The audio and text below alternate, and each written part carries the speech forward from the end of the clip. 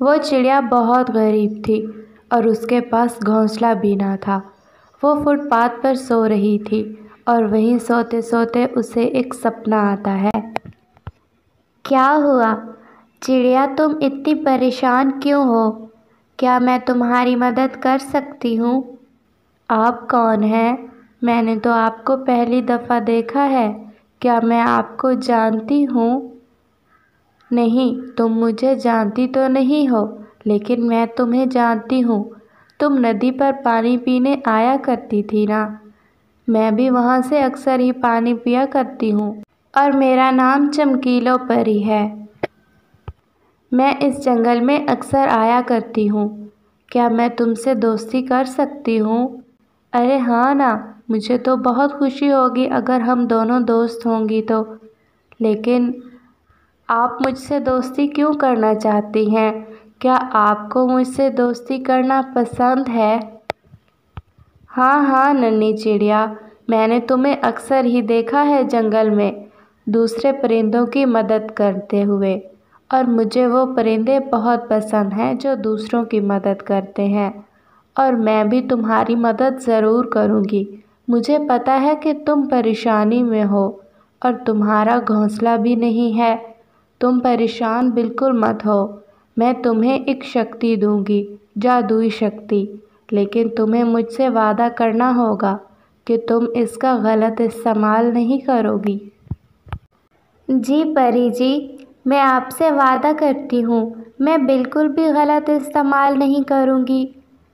آپ بے شک، اگر میں نے غلط استعمال کیا تو واپس لے لیجیے گا۔ ہاں، اگر تم نے اس کا غلط استعمال کیا تو تمہیں اس کی سزا بھی بھگتنی پڑے گی۔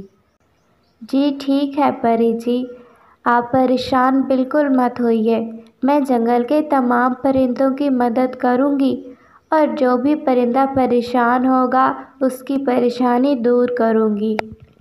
پھر وہ جادوئی پری رانو چڑیا کو ایک جادوئی شکتی دیتی ہے، جس کے ذریعے رانو چڑیا جس چیز کو بھی پنکھ لگاتی وہ سونے کی بن جاتی۔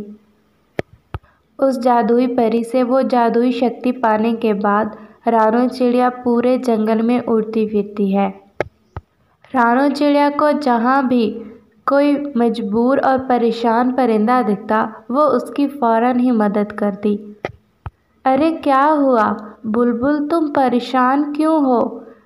ارے کیا ہوا، تم رو کیوں رہی ہو بلبل؟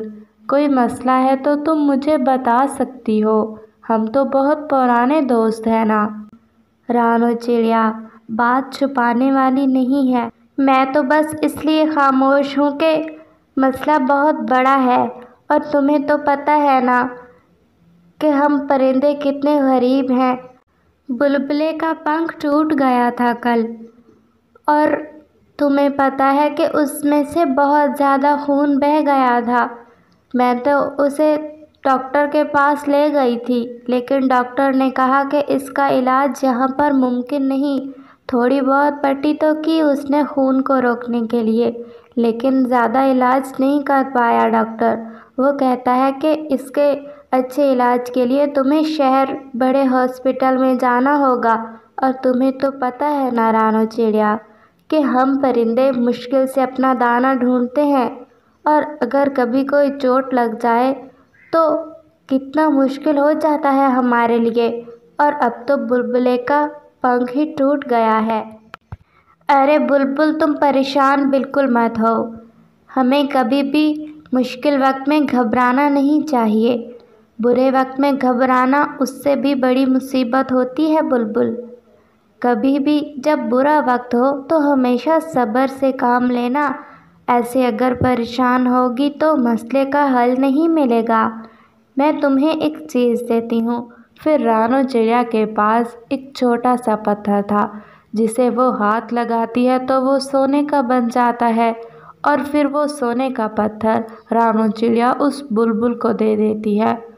ارے رانو چڑیا، یہ کیا، تم نے پتھر کو ہاتھ لگایا اور وہ سونا بن گیا، ایسا کیسے ہو سکتا ہے؟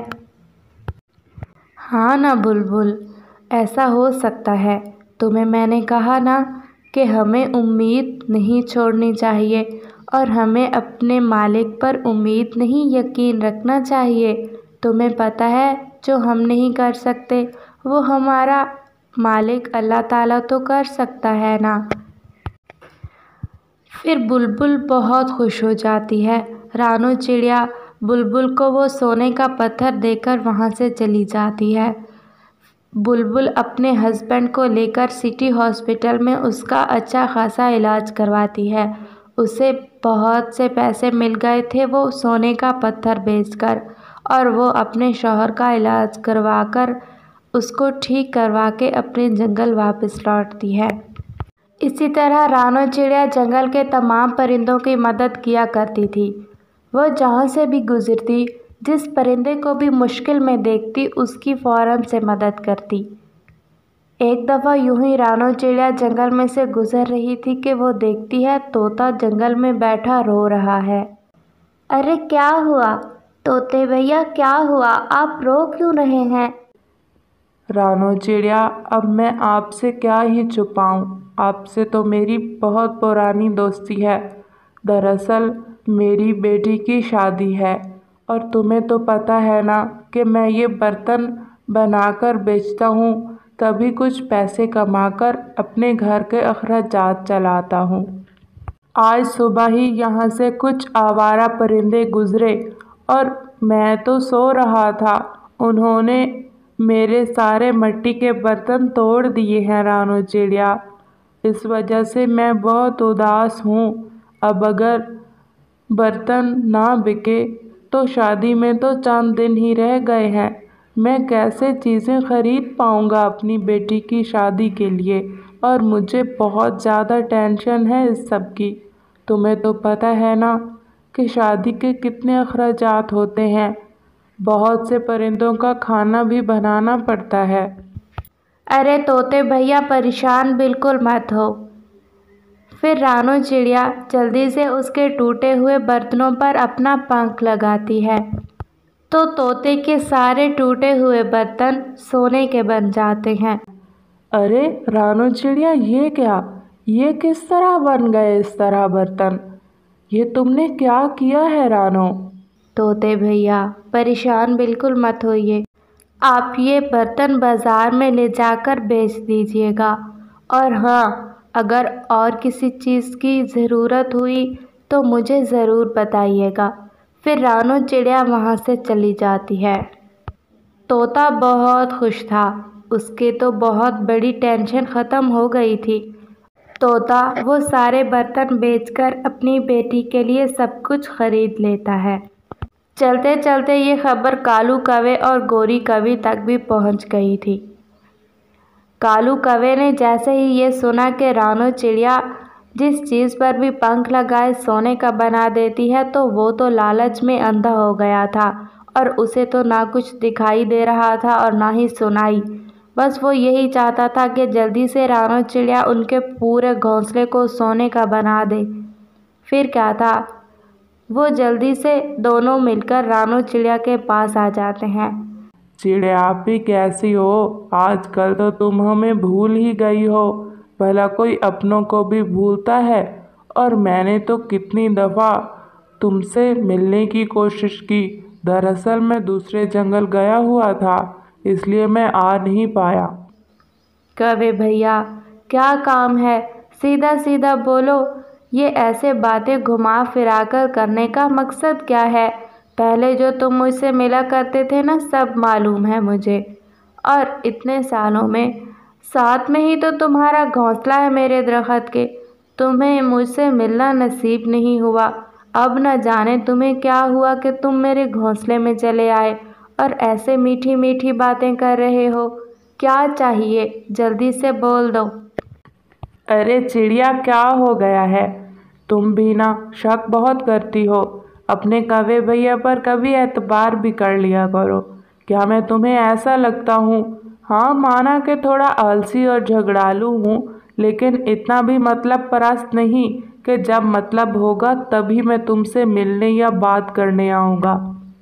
میں نے تم سے یہ کہنا تھا کہ کل تمہاری ہمارے گھر پر دعوت ہے، ضرور آنا، مل بیٹھ کر کچھ باتیں کر لیں گے اور ساتھ کھانا بھی کھا لیں گے۔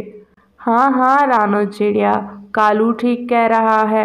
हम कुछ दिनों से सोच रहे थे कि तुम्हारे साथ मिलकर खाना खाएं, लेकिन बिल्कुल भी टाइम नहीं मिल रहा था। तुम्हें तो पता है ना कि मैं आए दिन माँ के घर जाती हूँ और कालू कौवा दाना ढूंढने। कल तो हम घर पर ही होंगे, इसलिए तुम ज़रूर आना। अगले ही दिन रानो चिड़िया कालू कौवे और गोरी कौवी के घर उनकी दावत कबूल करके खाना खाने चली जाती है। अरे आ गई चिड़िया आपी, आओ आओ बैठो। फिर कालू कौवा रानो चिड़िया से बड़ी मीठी मीठी बातें करने लगता है। चिड़िया आपी, मैंने सुना है जिस चीज़ पर पंख लगाती हो सोने का बन जाती है वो चीज़। हमारे घोंसले को भी सोने का बना दो और हमारी हर एक चीज़ को, ताकि हम ये सब बेचकर बहुत अमीर हो जाएं। देखो कालू कौवे, मुझे ये शक्ति ज़रूर दी है मेरी दोस्त ने, लेकिन वो ये शक्ति मुझे इसलिए देकर नहीं गई कि मैं किसी लालची परिंदे की मदद करूं। ये शक्ति मेरे पास एक मजबूर और परेशान परिंदे के लिए है, अयाश और फजूल खर्च परिंदे के लिए नहीं है कौवे भैया। रानो चिड़िया की ये बात सुनकर कालू कौवे को बहुत गुस्सा आ जाता है। फिर वो ना आओ देखता है ना ताओ, जल्दी से रानो चिड़िया को बांध देता है। खबरदार, अब अगर तुम यहाँ से हिली तो जब तक तुम हमारे घोंसले को सोने का नहीं बनाओगी हम तुम्हें यहाँ से जाने नहीं देंगे। कौवे भैया, मैंने वादा किया हुआ है अपनी दोस्त से कि मैं अपनी इस शक्ति का गलत इस्तेमाल बिल्कुल भी नहीं करूँगी। आप अगर मुझे मारते हैं तो मार दें, लेकिन मैं ये हरगिज़ नहीं करूँगी। फिर ऐसे ही रात हो जाती है। कालू कौवा और गोरी कौवी सो जाते हैं। रानो चिड़िया बहुत रो रही थी और रोते रोते वो अपनी दोस्त चमकीलो परी को याद करती है। वो जैसे ही अपनी दोस्त को याद करती है तो वो उसके सामने आ जाती है। अरे क्या हुआ रानो चिड़िया, तुम परेशान बिल्कुल मत हो। और वो परी जल्दी से रानो चिड़िया को खोल देती है। चलो अब तुम आज़ाद हो और मुझे बहुत खुशी हुई कि तुमने अपनी जान को गंवाना तो ठीक समझा, लेकिन गलत काम करना नहीं। फिर वो परी जादुई जूतों से कालू कौवे और गोरी कौवी को अच्छा खासा सबक सिखाती है और रानो चिड़िया को लेकर उसके घोंसले में चली जाती है। चिड़िया, तुम हमेशा अच्छा काम करना, मजबूर और परेशान परिंदों की मदद करना, और जब भी तुम परेशानी में होगी तो मुझे याद करना, मैं तुम्हारे पास उसी वक्त आ जाऊंगी।